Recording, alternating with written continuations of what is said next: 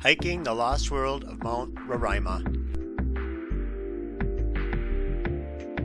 We flew from Caracas to Puerto Ordaz, then drove from Puerto Ordaz to San Francisco de Uruguay and traveled to Paratapui, where we began our hike to the top of Mount Roraima. Then we drove from Cavanayan back to Puerto Ordaz, drove to Ciudad Bolivar, and flew and hiked around Angel Falls.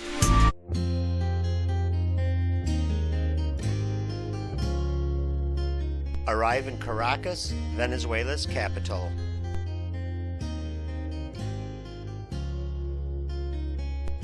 After arriving in Caracas, Venezuela's capital, we flew to Puerto Ordaz and spent a night there with some time to explore the city. Drive from Puerto Ordaz to the Indian village of San Francisco de Uruguay. Our scenic drive to San Francisco de Uruguay took us across rolling plains, grasses, and sparse trees of the Grand Sabana.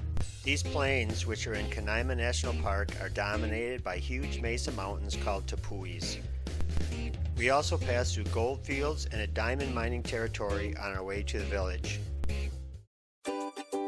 We spent the night in the Indian village of San Francisco de Uruguay. It's a small Panan Indian community, and the friendly residents made us feel very welcome. We traveled to Paratapui, where we began our hike and camped along the Cucanam River. The area is rich in both flora and fauna, including the tapir, jaguar, harpy eagle, and other rare species. As we approached the Mount Roraima Tepui, the scenery was beautiful as we gradually gained altitude. After a beautiful day of hiking, we reached our campsite at the base of Mount Roraima. We had a wonderful view of the Tepui, and I couldn't wait to begin our ascent the next morning.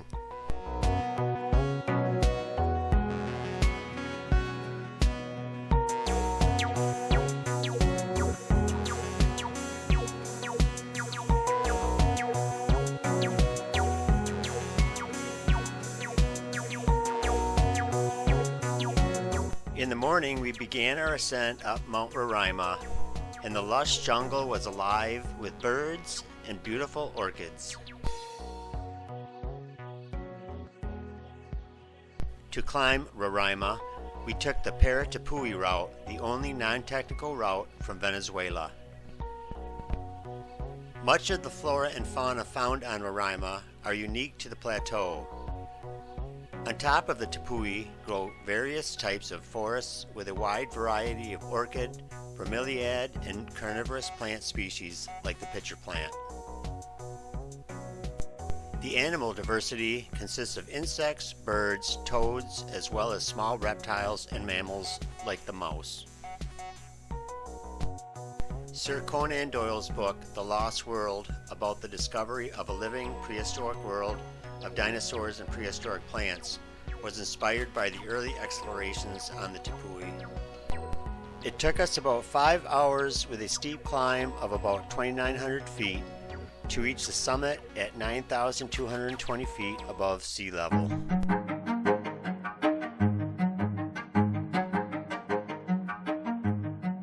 After reaching the top, we set up our tents by some caves where we would be spending the next 2 nights. Our local guides were great as they set up our tents and cooked all of our meals, giving us time to relax and explore our interesting surroundings.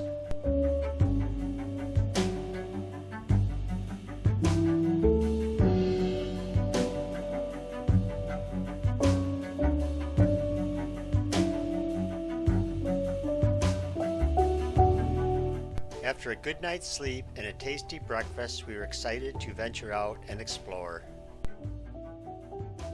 The top was a very rocky landscape, and it's covered with scrubby vegetation interspersed with small patches of sandy marshland. It was like stepping into another world. There were puddles of clear water everywhere, and we often had to jump from rock to rock to keep our feet dry. With all of its unique vegetation, it's a botanist's stream, and I really enjoyed examining the unusual vegetation, especially the carnivorous pitcher plants.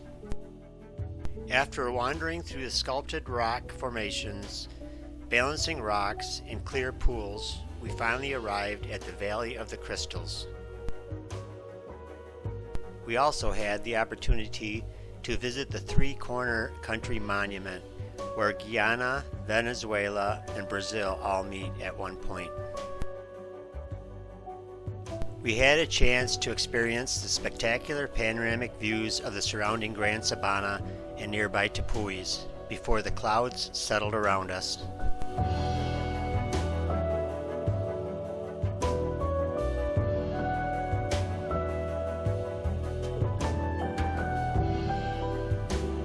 Our descent down the Paratapui route was as interesting as the hike up.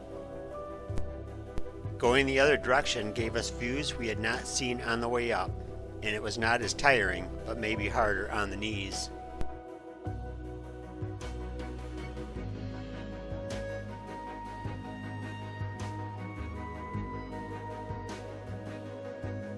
Once we reached the bottom and continued the hike to the next campsite, I never tired of turning around to get another glimpse of the spectacular Tepui.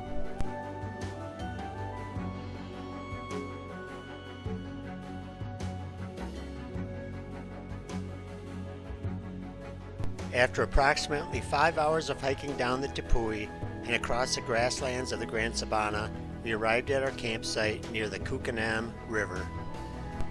When we arrived at the campsite, we also had time to take a dip in the river and get a chance to wash off our smelly bodies. After dinner, the rest of our evening was spent comparing stories of our hike up Roraima.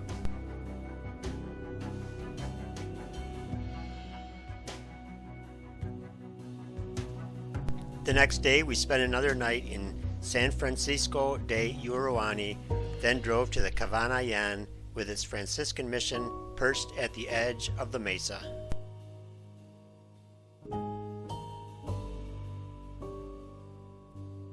From the Cavanayan, we took a trip to see the Carve waterfalls plunging into a large natural pool, then spent the night in Cavanayan. The next morning, we drove back to Puerto Ordaz, where we spent the night, then flew to Ciudad Bolivar to spend the day around Angel Falls. We went on an overflight of Angel Falls, the world's highest uninterrupted waterfall in the world, at 3,212 feet above sea level. The falls drop from Oyen Tepui in Canaima National Park and is named after Jimmy Angel, who was the first person to fly over the falls in July of 1960.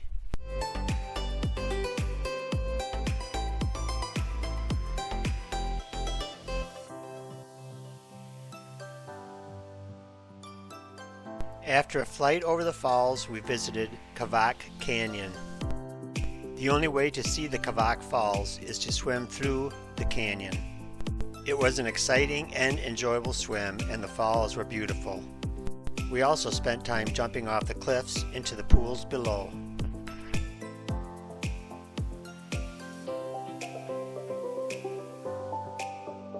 On the way home, I stopped in Miami and spent some time with my family and relatives.